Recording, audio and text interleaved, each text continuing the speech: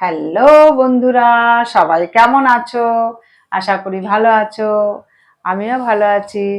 তা এই যে আমরা লাঞ্চের টেবিলে আজকে বসে গেছি। তা আজকে তোমাদের মেনুটা একটু দেখিয়ে দিই। এটা হচ্ছে চিকেন করেছি, লাল লাল ঝাল ঝাল চিকেন। এটা হচ্ছে বরবটি আলু ভাজা। এটা হচ্ছে মাছের টক তেঁতুল দিয়ে, এটা এদেশের খাবার। আর ওটা হচ্ছে পটল ভাজা, আর স্যালাড তো কম্পালসারি থাকে। আজকে আমাদের এই লাঞ্চে মেনু হচ্ছে এইগুলো। তা তোমাদের সাথে একটা গল্প, একটু গল্প না এটা, মানে কি বলবো, জীবন কাহিনী একটু শেয়ার করতে চাই। তা তোমার কি মনে আছে? ব্যাপারটা হচ্ছে যে আমি কিন্তু মানে কান্না পেয়ে যাচ্ছি, যাই হোক এটা। কান্না পাবে কেন? যাই বলো হোক, না। হ্যাঁ, ব্যাপারটা বলো, হচ্ছে যে কিচ্ছু নেই। আমাদের তো একটাই মেয়ে। একটি এবার সন্তান। হ্যাঁ, যাই হোক, আমাদের একটাই সন্তান, একটাই মেয়ে। এবার কি হয়েছে, তা তোমাদের সাথে শেয়ার করছি, সবটাই তো শেয়ার করি। তা ব্যাপারটা হচ্ছে ও বড় করলাম, পড়াশোনা করালাম, চাকরি পেলো, অফিসে যায়, অফিসে যেত। তা আমাদের তো ও তো আমাদের কাছে পুরো একদম প্রাণ ছিল। ছিল কি মানে এখনো আছে? আছে। যাই হোক, ওকে তো আমরা হাতে মানে তালুতে মানুষ করেছি যাকে বলে। তো ও আমাদের খুব আদরের, যেহেতু সব বাবা মারই কাছে সন্তানরা আদরে, সেটা তো সব ঠিক আছে। তা আমি একটু মানে কেঁদে ফেলছি, কিন্তু আমার কান্না করলে হবে না, কান্নাটা একটু কন্ট্রোল করতে হবে। যাই হোক, সরি বন্ধুরা। তা এখন ব্যাপারটা হচ্ছে যে তা ওই যখন মেয়ে অফিসে যেত, যখন বিয়ে চলে গেল, যখন বিয়ের পরে কথাগুলো বলছি, বিয়ের আগে তো একটা মানে ছিল, আর বিয়ের পরে বলছি যে যখন ও বিয়ের পর চলে গেল, অফিসে যেত। তা আমরা তখন, তোমার কথা মনে আছে যে আমাদের কি হয়, দুজন মিলে তিনজন মিলে একটা আন্ডারস্ট্যান্ডিং ভীষণ ব্যাপার ছিল, ডিসিপ্লিন ছিল, সিস্টেম ছিল আমাদের তিনজনের মধ্যে। তা আমরা যখন সকালে উঠতাম, তখন কি হতো, আমাদের তিনটে ব্রাশে কোলগেট লাগাতাম। যে আগে উঠতো, তুমি আগে উঠলে তুমি লাগাতে, আমি আগে উঠলে একটা, মেয়ে যখন উঠতো মেয়েও লাগিয়ে দিত। তো তিনটে ব্রাশে কোলগেট লাগানো হতো, টেবিলে থাকতো, এবার যে যখন উঠে ব্রাশ করতো। তা সেটা আমাদের মানে মেয়ের বিয়ের পরে সেটা আমাদের অনেক অনেক দিন হয়েছে, অনেক মাস হয়েছে, যে আমরা তিনটে, আমি বিশেষ করে তিনটে ব্রাশে মানে কোলগেট লাগিয়ে রাখতাম, যে খাবারের সময় আর তিনটে। খাওয়ার সময় তিনটে, হ্যাঁ সেটাই বলছি তোমাকে, দাঁড়া। ব্যাপারটা হচ্ছে খাওয়ার সময় তাই আমাদের তিনটে থালা একসাথে মানে রাখা হতো। এবার তিনজন খেতে বসে যাব, খাবো তিনজনে। তা সেটা আমাকে বিয়ের পরে মানে, জানি না, যাদের একটা মাত্র মেয়ে সত্যি তাদের কষ্ট হবে, আমি শেয়ার করলাম তোমাদের সাথে। সত্যি যাদের একটা মাত্র মেয়ে, একটা মাত্র সন্তান, মানে একটা ছেলে হলে ধরো, সেই ছেলে ধর বিদেশে চলে গেল, মা বাবা একা, ভয়ঙ্কর কষ্ট। তারপরে একটা মাত্র মেয়ে, তার বিয়ে হয়ে সে চলে গেল শ্বশুরবাড়ি, এটা তো আমি অনেক বছর মানতে পারিনি। এখনো মানতে, মানে নাতি হওয়ার পরে হয়তো একটু হয়তো মানতে পেরেছি। কিন্তু এটাই কিন্তু নর্মাল। এটাই নর্মাল, কিন্তু মানে মেয়ের বিয়ের পর আমি ওটা কিছুতেই মানতে পারতাম না যে মেয়ে আমার কাছে নেই। আর আরেকটা সময় হয়েছিল, আমার মা যখন চলে গেল, তখন মনে হতো, যখন চলে গেল না, তখন ভাবতাম মাকে আর দেখতে পাবো না। যে কি একটা চলে গেল, মানে আমার কি একটা সব চলে গেল, আমি বুঝতে পারছি না কি করব আমি, মানে প্রচন্ড ইয়ে হয়ে গেছিলাম। যাই হোক, ওই একটা দিন যে মা চলে গেল, আমি ভাবছি যে কি হারিয়ে ফেললাম আমি, কি জিনিসটা চলে গেল। আর মেয়ে যখন বিয়ে হয়ে শ্বশুরবাড়ি চলে গেল, তখন আমার ওটা মনে হয়েছিল যে মেয়েকে যে দেখতে পাচ্ছি না চোখে, হ্যাঁ ভিডিও কলে ফোনে সেটা আলাদা ব্যাপার, কিন্তু একটা সচোখে দেখা সেটা। তা যাই হোক বন্ধুরা, তোমরা ভেঙে পড়ো না আমার মতো, একটা মাত্র যাদের মেয়ে তারা বিয়ে দাও, অবশ্যই তারা ভালো থাকবে, তোমরাও ঠিক থেকো। আমি মানে আমি সত্যি আমি খুব অসুস্থ হয়ে পড়েছিলাম মেয়ে বিয়ের পর, যাই হোক আমি ডিপ্রেশনে চলে গেছিলাম। তা তখন হাজবেন্ড অফিসে চাকরি করতো, হাজবেন্ড চলে যেত অফিসে, আমি সারাটা দিন একা, আমি তখন কিছু করতাম না, হাউস ওয়াইফ ছিলাম। এইবারে কি হতো, আমাদের তখন ওই তিনটে থালা একসাথে নিতাম খাবারের সময়, মানে এটা বলতে গেলে প্রায় দিনই আমার হয়েছে যে তিনটে থালা নিয়ে বসে গেলাম। এবার ওকে কি হতো, আমরা ডাকতাম, মনায় মনায় খেয়ে নিবে, মানে সবসময় বাড়ির মধ্যে একটা মানে হতো এটা, মনায় বাবু এটা খেয়ে নেবে, বাবু এটা আয় খেয়ে নিবে, আয় বাবু ভাত দিয়েছি। এই যে ব্যাপারগুলো, এটা আমাকে অনেক অনেক বছর এটা আমাকে মানে কষ্ট দিয়েছে। যাই হোক, এইবার সেটা তো একটা আলাদা গেল। এবার গাড়িতে আমরা যেতাম বাপের বাড়ি বর্ধমান, বছরে একবারই যেতাম। মেয়ে পাশে যেত বসে, ড্রাইভারের পাশে বসতো আমার হাজবেন্ড, সেটা আমি মানতে পারিনি। সেটা যখন মেয়ের বিয়ের পর, যখন আমরা দুজন একা একা গেছি গাড়িতে বর্ধমানে, অনেকটা লং ডিস্টেন্স তো, এবার কি হতো, আমার চোখ দিয়ে অটোমেটিক আমার চোখ দিয়ে দরদর করে জল পড়ছে। আর ড্রাইভার দেখছি মাঝে মধ্যে দেখছে, উনি হয়তো কি ভাবছে যে কি ব্যাপার, মানে কাকিমা মানে আন্টি কাঁদছে কেন। আমার হাজবেন্ড আমাকে বলতো যে কি গো কাঁদছো। আমি তখন ওকে কিছু বলতে পারতাম না, আমার মানে চোখ দিয়ে অটোমেটিক মানে জল বেরিয়ে যেত। এই যে পাশে মেয়ে নেই, এটা আমি মেনে নিতে পারতাম না। আরেকটা হচ্ছে রাত্রেবেলা শুতো আমার পাশে, এটা আমি মানতে পারতাম না। বহু বহু মাস, বহু বছর ধরে আমার বালিশ ভিজে গেছে। আমার হাজবেন্ড শুয়ে আছে পাশে, কিন্তু ও হয়তো বুঝতে পারছে না, ও হয়তো ঘুমিয়ে পড়েছে। আমি বুঝতে হ্যাঁ, পারতাম, বুঝতে পারতে সব বুঝতে আমি পারতাম। মানে কান্না চেপে চেপে রেখে রেখে ফুপাতাম, সেটাও মাঝে মাঝে আওয়াজ পেতাম যে কি গো, আবার কাঁদছো। তা ওটা ওকে বোঝাতে পারতাম না যে আমার যে কষ্টটা, আমার যে মানে এটা বোঝে মানে মানে বোঝাতে পারবো না যে যারা মেয়ের মা আছো তারা বুঝতে পারবে যে কতখানি কষ্ট। তা এটা আমি বেশ কিছু বছর মানতে পারিনি যে আমার পাশে মেয়ে নেই, মেয়েকে দেখতে পাচ্ছি না। এই যে কোলগেটে আমাদের ব্রাশে 3টে ব্রাশে কোলগেট লাগিয়ে মেয়েকে ডাকা, বাবু ওঠ বাবু ওঠ, 9টা বাজে অফিস যাবি, খাওয়া দাওয়া করতে হবে, স্নান করতে হবে। এই ব্যাপারগুলো আমার মধ্যে অনেক দিন চলেছে। 3টে থালা নিয়ে এসেছি, আমার হাজবেন্ড কি গো 3টে থালা নিয়ে এসছো। তা এইটা এই ব্যাপারটা আমি ও আচ্ছা আচ্ছা সরি ভুলে গেছি গো, এইটা ব্যাপার। তারপরে না, অনেক সময় বলিও নি, হ্যাঁ, মানে তারপরে হয়তো ব্রাশ 3টে পেস্ট দেওয়া আছে, আমি একটা পেস্ট ইয়ে করে রেখে দিয়েছি যে হ্যাঁ না ঠিক আছে। কারণ ডিপ্রেশনে যখন চলে যায় মানুষ, তখন সেই কথাগুলো বলতে নেই, তখন তাকে অন্য ব্যাপারে ইনভলভ করে এটা একটা দিতে ব্যাপার। হয়, আর একটা তাই না? ব্যাপার হচ্ছে যে ডাইভারশন করতে হ্যাঁ, হয়। তুমি অফিস থেকে এসে একটু স্নান টান করে গরমকালের কথা বলছি একটু রেস্ট নিতে, শুয়ে থাকতে। আবার আমি কি করতাম, বারান্দায় দাঁড়িয়ে থাকতাম। হ্যাঁ। এটা আমার মেয়ের বিয়ের আগেও আমি দাঁড়িয়ে থাকতাম যে মেয়ে কখন অফিস থেকে আসবে। এবার বারান্দায় দাঁড়িয়ে আছি 6:30 বাজে, 7টা বাজে, 7:30 বাজে আমি দাঁড়িয়ে আছি, মনে হয় আসবে।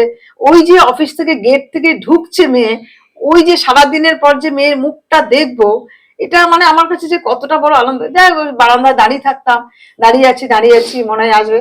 তখন তুমি একটা সময় বলতে কি গো ওখানে দাঁড়িয়ে আছো কেন, আমি বলছি দাঁড়াও মনে হয় আসবে না অফিস থেকে। তা তখন ওই দাঁড়িয়ে থাকতাম, ভাবতাম যে মনে হয় ঠিক আসবে। আছে, ঠিক আছে। হুম হুম। এত কষ্ট সেই হতো, এটা ঠিক বলে আছে, বোঝাতে এখন তো অমূল্য রতন পেয়ে হ্যাঁ গেছি, সেটা তো আমার নাতি হতে তো অনেকটা ভুলে গেছি। এটাই জীবনের নিয়ম। তা আমি এটা ভাবি যাদের মেয়ে, ধরো আমার মেয়ে তো নিউটাউনে থাকে, কাছে থাকে, ও তাহলে তো আসে মাঝে মধ্যে।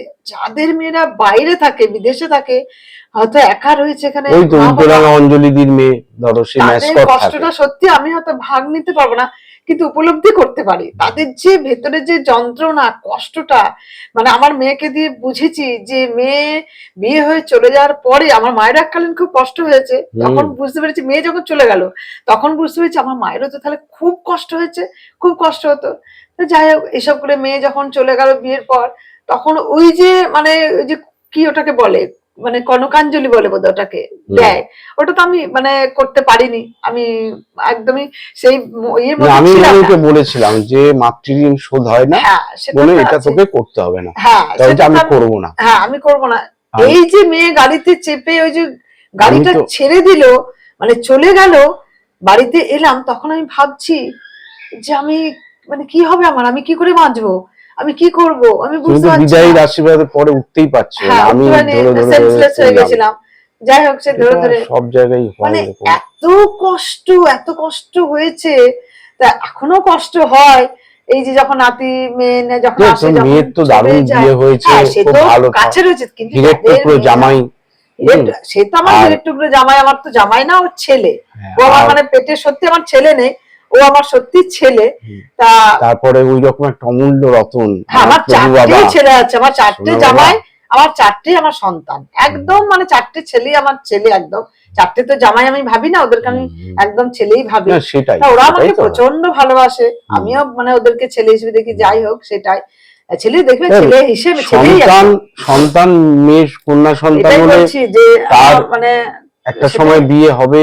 হ্যাঁ হ্যাঁ, তারপরে এটাই দেখো, তুমিও তো অনেক সমস্ত ছেড়ে ছুড়ে এসছো, আর এটাও ভাবি বর্ধমান থেকে এখানে ধরো নিউ টাউনে 20 মিনিট 25 মিনিট চলে কিন্তু যাওয়া যায়, বর্ধন থেকে আমি তাহলে এসেছি, 2-2.5-3 তার ঘন্টা মানে আমার লাগে। মায়ের তখন কতটা কষ্ট হয়েছে। নারী ছেড়ে যাওয়ার কষ্ট, একটা মানে কষ্ট হচ্ছে বাচ্চা হওয়ার সময়, একটা কষ্টের মধ্যে প্রচন্ড আনন্দ, আর ঠিক তেমনি ভাবে যখন বিয়ে হয়ে যায় তখনও সেই কিন্তু আমি কষ্টটা ভাবি, আসে, বিশ্বাস কিন্তু তার করো, মধ্যে একটা আনন্দ আছে। হ্যাঁ কিন্তু বিশ্বাস করেন ভাবি, যাদের মেয়েরা দূরে আছে, আসতে পারে না, বছরে একবার আসে, সেই মায়েদের কষ্ট সত্যি আমি ভাগ নিতে পারবো না, তার কিন্তু সেই তো, উপলব্ধি করি সেটাই। এত কষ্ট হয় তাদের, এত কষ্ট হয়। ওই তো কিন্তু টেকনোলজি এটা উন্নতি বলে হয়েছে বোঝানো যে যাবে না। ভিডিও কলিং বা ফোন হ্যাঁ, টোন ইত্যাদি, সেটাই। কিন্তু সেটা কি আমি তো আর সেই যে নাতিকে মেয়েকে যে কোলে করা, একটু আদর করা, সেই গন্ধটা পাওয়া, সেটা তো না। এইটা এই যে হ্যাঁ, রানার কাছে যাব, গিয়ে বললাম ও কেমন আছো, বলে একটু পিঠটা একটু ঘষে দিলাম, বাবি আপনি কেমন আছেন, এই হ্যাঁ না, এই যে ব্যাপারগুলো, এইগুলো মানে এটা হচ্ছে চিরকালীন ব্যাপার। এইগুলো তো আর ওই ভিডিও কলে আর ফোনে ওসব হয় না। আমি এখনো মানে কান্নাকাটি করি, এখনো কাঁদি, তবে নাতি হওয়ার পর অনেকটা অনেকটা হুম, মানে ঠিক হয়েছি। হুম, এই সত্যি, আর ওকে তো আমাদের, ও তো আমাদের প্রাণ জান ছিল একেবারে। হুম, একটা মেয়ে মানে আমার কাছে, আমাদের কাছে সত্যি একটা মেয়ে, যাদের কাছে তাদেরই দুটো হলেও সে একই ব্যাপার থাকে, কিন্তু আমাদের কাছে ও ছিল একদম, ওকে হাতের তালুতে মানুষ করেছি। ওকে আমি ঘরে সত্যি কিচ্ছু, এক গ্লাস জল গড়িয়ে আমি খেতে দিইনি, কেন ও পড়াশোনা করেছে, ও সার্ভিস করেছে। এই যে ব্যাপারগুলো ওকে খাইয়ে দিতাম রাত্রেবেলা অফিস থেকে আসার পর, ও বলতো মা আমার আর মানে আর সত্যি মানে শরীর আর দিত না, যাই হোক, তা আমি ওকে খাইয়ে দিতাম, অফিস 17 যাওয়ার সময় বছর খাইয়ে দিতাম। 17 বছর বয়স থেকে ইনকাম শুরু হয়েছে, হ্যাঁ, আর ও নিজের চেষ্টায়। একটা পার্ট টাইম জব পেলো সবে 17 বছর বয়সে, তখন কি কাণ্ড, পার্ট টাইম জব করে। কলেজ করে। না, প্রথমে হচ্ছে সকাল 6টা থেকে 2টো পর্যন্ত 8 ঘন্টা, হ্যাঁ, তারপরে আবার 6টা, সন্ধ্যে 6টা থেকে 9টা, মাঝখানে ঘুমের ব্যাপারটা ছিল। তখন বললো বাবা, একটুখানির জন্য বাবা তাই না, আমার, আমি ঘুমোলে না আমার শরীর কেমন লাগছে, আমি তখন বরঞ্চ কম্পিউটার কাজ করতো। কম্পিউটার কাজ করি, হেনা তেনা করি, তারপর আমি তারপরে 6টায় বেরিয়ে যাব, হ্যাঁ। তারপর 6টায় চলে যেত, তারপরে আসতো 9টা থেকে তারপরে শনিবার রোববার কম্পিউটার অ্যাপ্লিকেশন যে টিউশন করতো, হ্যাঁ, বাড়িতে প্রচন্ড প্রচুর মানে মেয়েও স্ট্রাগল করেছে, আনপ্যারালাল। প্রচুর স্ট্রাগল করেছে মেয়ে, আজকে কিন্তু স্ট্রাগল করে সেটা আজকে একটা সেটা জায়গায় মানে হুম, পৌঁছেছে। হুম, কিন্তু সব ঠিক আছে, কিন্তু কষ্ট তো কষ্টই থেকে যায়, তাই না বলো? এখন তো এটা কষ্ট তবে কিন্তু আমি আর আনন্দ। একটা টিপস দেবো। ধর আমাদের বেলা হয়তো সম্ভব হয়ে ওঠেনি, আমি বলবো দুটো সন্তান যেন মানুষে নেয়। কেন বলছি, একটা সন্তান যদি বিয়ে হয়ে চলে যায়, একটা সন্তান যদি বিদেশে চাকরি পারপাসে যায়, কিন্তু আর একজন সে সারাদিনের পরে এসে মা বলে দরজাটা খুলবে, মা বলে ডাকবে, এই ব্যাপারটা আমি বলবো। সত্যি আমি মানে রিকোয়েস্ট করব মেয়েদের, যাই হোক, যে আর একটা যেন সন্তান নিয়ে নেয়, দুটো সন্তান যেন হয়, তাতে দুটো মেয়েই হোক আর দুটো ছেলেই হোক। একটা সন্তান কি হয়, এই যে ঘর মানে বিয়ে হয়ে চলে গেল তো, ঘরটা পুরো ফাঁকা, খা খা করে, এত কষ্ট, এত কষ্ট বলে বোঝাতে পারবো না বন্ধুরা তোমাদেরকে। তা আমি বলবো মানে আজকালকার মেয়েদের, যে তোমরা এই ভুলটা করো না, আমরা যে ভুলটা করে এসেছি, যে দুটো সন্তানের সত্যি খুব দরকার, কেন ওরও একটা খেলার সাথীর দরকার, ওর অনেক কিছু শেয়ারের দরকার, শেয়ার করার দরকার। হ্যাঁ, সবসময় মা বাবার সাথে সবকিছু শেয়ার হয় না, কিন্তু একটা ভাই বা দাদা দিদি বোন থাকলে তাদের সাথে অনেক অনেক শেয়ার করতে পারে, এটা ওদের কাছে সত্যি খুব দরকার। কিন্তু আমার মেয়েকেও বলেছি, আমার যারা বন্ধু তাদেরকেও বলেছি, বন্ধুদের মেয়েদের, যে আর একটা সন্তান নিলে আমার মনে হয় ভালো হবে। কারণ এখন তোমরা কিচ্ছু বুঝতে পারছো না, যখন মেয়ে বিয়ে হয়ে চলে যাবে, যখন ছেলেরা মানে বাইরে চাকরি পারপাসে চলে যাবে, তখন যে কি কষ্ট সেটা বুঝতে পারছো না এখনো। কিন্তু আমি বলবো দুটো সন্তান, হ্যাঁ হয়তো অনেকের অভাব ইয়ে থাকে, মানে হয়ে ওঠে না দুটো সন্তানকে মানুষ করা, তবে আমি বলবো ভগবান উপর থেকে দেবে তো, ওই কিন্তু সবকিছু ঠিকঠাক করে দেবে, একদম ঠিকঠাক করে দেবে। কিন্তু আমি বলবো দুটো সন্তান তোমরা নিও প্লিজ। একটা সন্তান মানে চলে গেলে খুব কষ্ট গো, একা একা থাকাটা ওই বাড়ির মধ্যে। আমাদের তো ধরো শ্বশুর শাশুড়ি কেউ নেই, আমরা দুজনে থাকি একা, এই যে কষ্টটা, এত কষ্ট, এত কষ্ট তোমাদের বলে বোঝাতে পারবো না। কিন্তু আমি বলবো, আমি এই বুদ্ধিটা দিচ্ছি, তোমরা নিয়ে যদি কাজে লাগাতে পারো খুব ভালো হবে, তোমাদের উপকার দেবে, ভালো লাগবে। চলো বন্ধুরা, তাহলে বলছি আজকে যে নস্টালজিকা হয়ে গেল, মানে আমি যখনই এটা যাদেরকে ভাবি আমার খুব বলছো, কষ্ট হয়। তাদেরও কিন্তু কষ্ট হচ্ছে। তা যাই হোক, এই কষ্ট থাক, সেটা আস্তে আস্তে ঠিক হয়ে যাবে সব। ভালো থাকো সবাই, তাই না? একদমই আর তাই, সুস্থ থাকো, ভালো আমরা থাকো। খাওয়ার লাঞ্চ, দরকার। হ্যাঁ হুম, চলো লাঞ্চ করে নি, আর হ্যাঁ, কি খেতে তো হবে। হুম, হ্যাঁ, সারাদিন যাই হোক, তা ঠিক আছে বন্ধুরা, টাটা, রাখছি। পরের ভিডিও আবার তোমাদের সঙ্গে এরকমই কিছু গল্প শেয়ার করব। যদি ভালো লাগে তাহলে লাইক কমেন্ট শেয়ার করো। Tata, bye bye.